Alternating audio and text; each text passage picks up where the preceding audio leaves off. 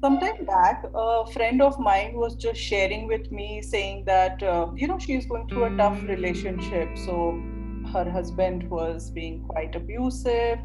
When you say abusive, he was fighting, he was screaming, he was swearing names. There was drinking problem. And while discussing one of the reaction that she gave me was like, the good part is he never hits me.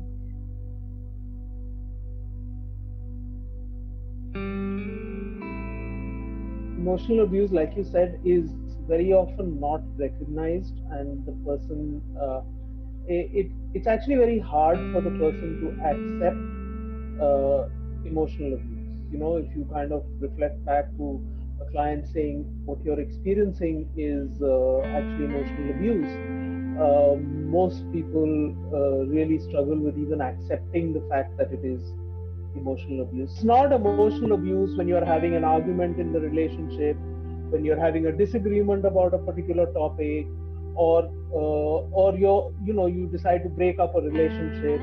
That's not emotional abuse. Emotional abuse is when there is a power imbalance in the relationship. It is about control. One partner is trying to control the other person. One partner is trying to mold the other person to their requirements, is constantly shaming the other person, blaming them for things. It's very unpredictable. It could be things like isolation, kind of preventing a person from meeting with their friends and their family of origin, humiliating people in public. It's really kind of attacking the self esteem of the person to make the person feel worthless. Let's say the seesaw represents the relationship between two people. This seesaw should always be horizontal, which means that both people on that relationship are equally important. So if one person does not feel good about themselves, that side of the seesaw goes down and the other side automatically goes up. The other person's not doing anything to go up and can't do anything to come down so long as this person is here. So this person needs to kick the ground and come up to equalize the relationship. While the victim is not responsible for the abuse, the self esteem of the victim has a role to play in letting the abuse carry on. So, while we often think that the control is here, this person has not done anything to go up and cannot do anything to come down. The only way this person will come down is when this person kicks the ground up. It's not only about partner relationships, it could also even be in the workplace. It could be, a manager and a subordinate.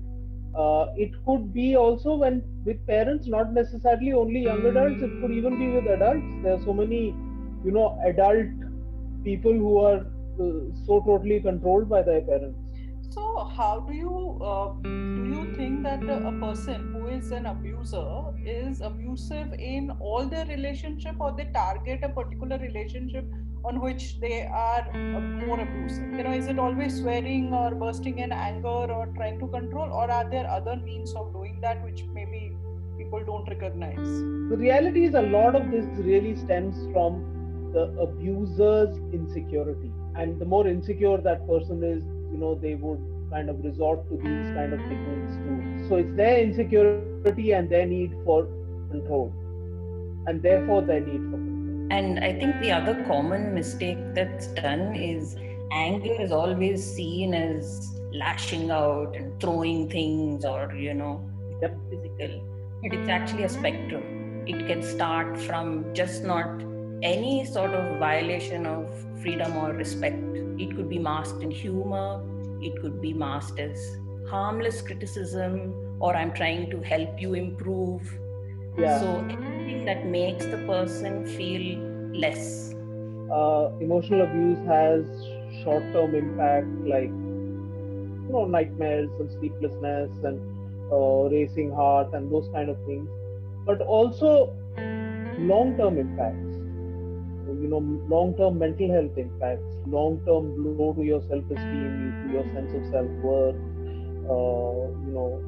Getting traumatized. Sometimes it even leads to PTSD, and symptoms of PTSD. To know where does my boundary end and where does the other's boundary begin, and I, as the victim, am not responsible for the other person's behavior and neither can I fix it. I have to make sure that I can take care of myself. And when you talk about art therapy, I'm a visual arts therapist, so I will talk about painting, sculpture, and drawing and that sort of thing. What art works on is on the emotional level.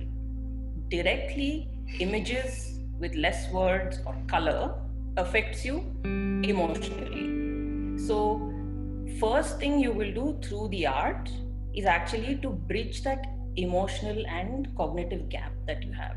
And then there was this. By this time, she realized that this is her anxiety. When she's anxious, she's making these fragmented dots, and her dots have taken like different shapes.